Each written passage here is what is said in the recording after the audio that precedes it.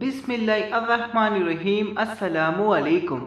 हम बिस्तरी क्या औरत को सिर्फ सीधा लिटा कर करना जायज़ है या किसी और अंदाज में लिटा कर करना भी जायज़ है?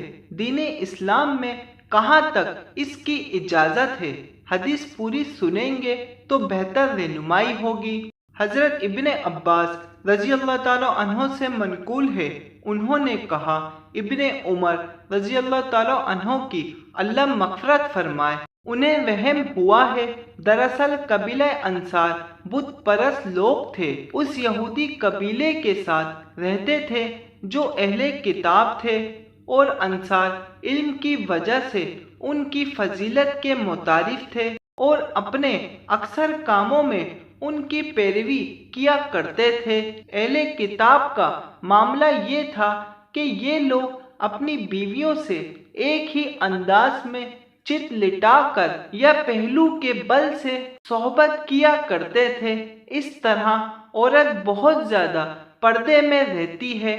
इन अंसारियों ने भी उन जैसा ये अमल इख्तियार किया हुआ था, लेकिन कबीला कुरैश वाले अपनी औरतों को बुरी तरह फैलाते थे और तरह तरह से लुत्फ अंदोज होते थे, आगे से पीछे से और चित लिटाकर।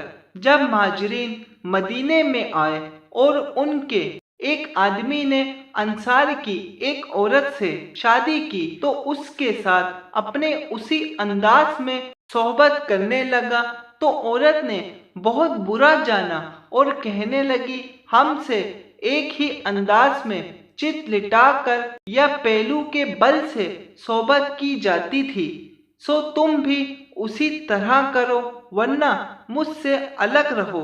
हत्ता कि इनका मामला बहुत बढ़ गया और रसूलुल्लाह सल्लल्लाहु अलैहि वसल्लम तक जान पहुंचा, तो अल्लाह ताला ने ये नाजिल फरमाया, जिसका तर्जुमा है, तुम्हारी औरतें तुम्हारी खेतियां हैं, तो अपनी खेती में जिस तरह से जी चाहे आओ, आगे से पीछे से या चित लिटा कर, लेकिन जगह वही बच्चे वाली हो। जज़ाकल्लाह।